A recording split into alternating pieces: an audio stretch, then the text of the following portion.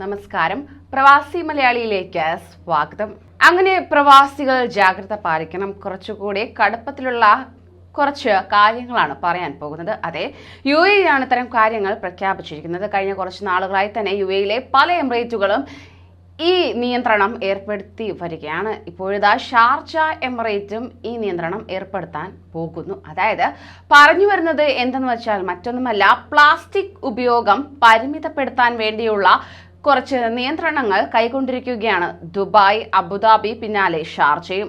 അതായത് പ്ലാസ്റ്റിക് ഉപയോഗം കുറയ്ക്കുകയും പരിസ്ഥിതി സൗഹൃദ ബദലുകൾ പ്രോത്സാഹിപ്പിക്കുകയും ചെയ്യുക എന്ന ലക്ഷ്യം മുൻനിർത്തി ഒറ്റത്തവണ മാത്രം ഉപയോഗിക്കുന്ന സിംഗിൾ യൂസ് പ്ലാസ്റ്റിക് ക്യാരി ബാഗുകളുടെയും മറ്റും നിയന്ത്രിക്കുന്നതിനുള്ള നടപടികൾക്ക് ഷാർജയിലും തുടക്കം കുറിച്ചു. ഇതിന്റെ മുന്നോടിയായി തന്നെ ഈ വർഷം ഒക്ടോബർ 1 മുതൽ, അതായത് ഇനി വരാൻ പോകുന്ന ഒക്ടോബർ 1 മുതൽ ഷാർജയിൽ ഒറ്റത്തവണ ഉപയോഗിക്കുന്ന പ്ലാസ്റ്റിക് ബാഗുകൾക്കും മറ്റ് സാധനങ്ങൾക്കും 25% ഫീസ് ഈടാക്കുന്നതായിരിക്കും.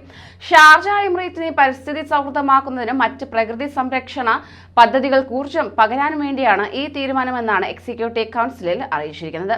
2024 ജനുവരി 1 മുതൽ ഒറ്റത്തവണ മാത്രം ഉപയോഗിക്കാവുന്ന പ്ലാസ്റ്റിക് വസ്തുക്കൾ എമിറേറ്റിൽ പൂർണ്ണമായും ഒഴിവാക്കുന്നതായിരിക്കും.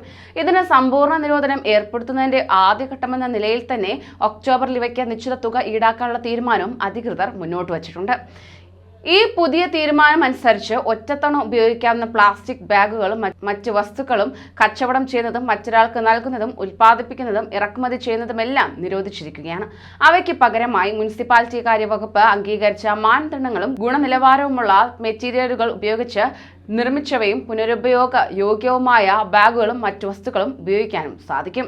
സിംഗിൾ യൂസ് പ്ലാസ്റ്റിക് നിരോധിക്കുന്നതിന്റെ മുന്നോടിയായി തന്നെ പ്ലാസ്റ്റിക് പരിസ്ഥിതിക്കും മനുഷ്യന്റെ ആരോഗ്യത്തിനും ഉണ്ടാക്കുന്ന അപകടങ്ങളെക്കുറിച്ച് കുട്ടികൾ ഉൾപ്പെടെയുള്ളവരെ ബോധവൽക്കരിക്കാൻ വിവിധ പദ്ധതികൾ ആവിഷ്കരിച്ചതായി എക്സിക്യൂട്ടീവ് കൗൺസിൽ പ്രതിനിധികൾ അറിയിക്കുകയും ചെയ്തു. പ്ലാസ്റ്റിക്കിന് ബദലായി ഉപയോഗിക്കാവുന്ന ബാഗുകളും മറ്റും നിർമ്മിക്കുന്നതിനും വിതരണം ചെയ്യുന്നതിനുമുള്ള സംവിധാനങ്ങളും അധികൃതർ ഇതിനോടകം തന്നെ ഒരുക്കിയിട്ടുമുണ്ട്. അതിനാൽ തന്നെ ഇത്തരം നിബന്ധനകൾ കർശനമായി പാലിക്കുക, അല്ലെങ്കിൽ നിശ്ചിത തുക ഇതിനായി നിങ്ങൾ നൽകേണ്ടി വരും.